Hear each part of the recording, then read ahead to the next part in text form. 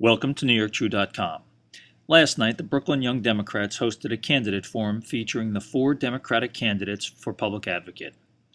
The race, which receives little public or media attention, is for an office that has modest defined duties and that has seen its operating staff budget dramatically reduced during the Bloomberg administration. The public perception of it, and exactly what the public advocate does, similarly lacks definition. The forum was held in a downtown Brooklyn bar, and the moderator, Colin Campbell of Politicker.com and a senior editor at the New York Observer, moderated from behind the bar. That, to my knowledge, is a first in New York City candidate forums. Campbell also had a unique method of signaling that a candidate's time had expired. He wrapped a rolled-up copy of the Observer on the bar. In this excerpt, Campbell poses a question that goes to the heart of the perceived vagueness and limits of the office and what it can accomplish. How much of what you've promised to deliver tonight can be accomplished within the current confines of the public advocate's budget, and how will you adjust if you're not able to increase it beyond what public advocate Bill de Blasio has? So I currently have a staff of six individuals, and we have been able to accomplish a lot, not only in my district, but throughout the city of New York.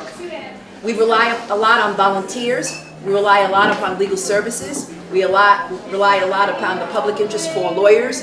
We rely upon a number of organizations all throughout the city of New York addressing issues of concern within the district. And so the Office of Public Advocate currently, which has 18 employees and relies significantly upon volunteers, clearly needs to be expanded. And relying upon a number of not-for-profits all throughout the city of New York who I have a relationship with as a result of the work that we've done together as a member of the City Council for the last 10 years, I will take that and expand upon it in the Office of the Public Advocate. But I'm confident that going forward, I'm confident that the Office of Public Advocate, the budget of the Office of the Public Advocate will be expanded under my leadership. Thank you. Mr. Dunning, if you can't expand the budget, what are you going to do? I don't plan to expand the budget with the City Council, so I'm not relying on the City Council to increase the budget.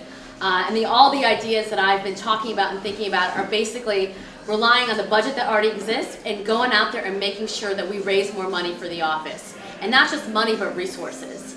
So I've already done that as the Deputy Public Advocate. I raised almost an additional $1 million in resources, again, to send the kids to college, to support our entrepreneurs.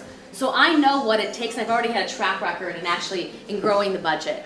The couple of things that I talked about, my 4 pillars are about jobs, education, housing, and about women. And so 3 weeks ago, we launched my Girls Who Code launched a partnership with the U of T to start teaching teachers how to do training in computer science.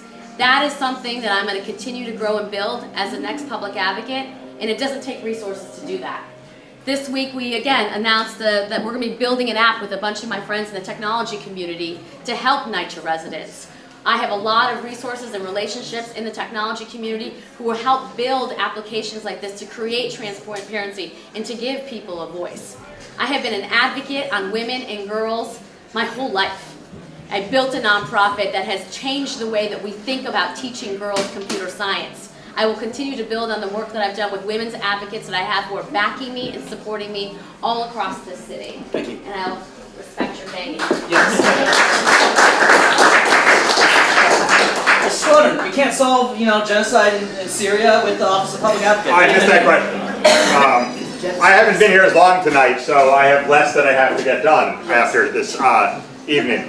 Look, the truth is, public advocate, is a little bit of a minister without a portfolio. You could do everything, and if you do, you'll get nothing done. The questions you asked tonight are what would you do on these separate issues, and each of them are important issues. Truth is, public advocate has to focus on 4, maybe 5 issues at a time. And these can't be drive-by issues. You can't look for whatever the hot button or the headline is at any moment and go chase it and just try to hang on to the heels of that issue. You need to find issues over time that are otherwise orphans in the city.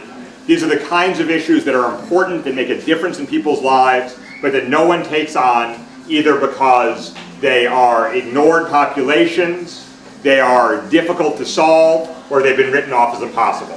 And you have to do it over time and build credibility over time. The budget will come if you're doing things that make a difference in people's lives and if people want the work you're doing to expand.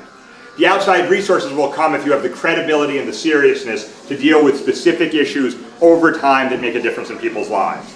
And the thing you have to do as public advocate is not try to do every single thing that's been talked about tonight every day you're in there.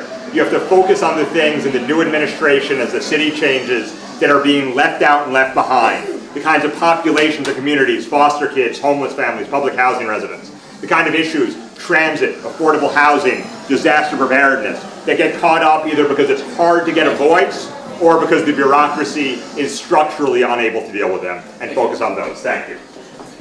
Okay, so I'm sure you're now seeing the trend in everything I say. Know what you can do with this job and know what you just simply can't. So to recap what you've heard from me, number one, the think tank, that's real, it's big, it's exponentializing the reach of the job, it's sophisticated, it's happening, number one. Number two, the A-team, trainings, training the trainers, curriculums that go out into the communities, so I take the message of the things that you don't know and you needed help for, and I put it out in the community. And finally, thirdly, this job, even more than the office of the mayor, is specifically embodied in the persona of who it is. And so you take the show on the road. And so what I'm going to do as the next public advocate is spend a day a week for 4 years, and then another 4, in each borough. Mondays I'm on Staten Island, Tuesdays I'm in Manhattan, Thursdays I'm in Brooklyn, etc., etc. So the office, the walking, talking, embodiment office of the public advocate, me, is in each borough, 1 a day, for the entire time that I'm your public advocate. Thank you.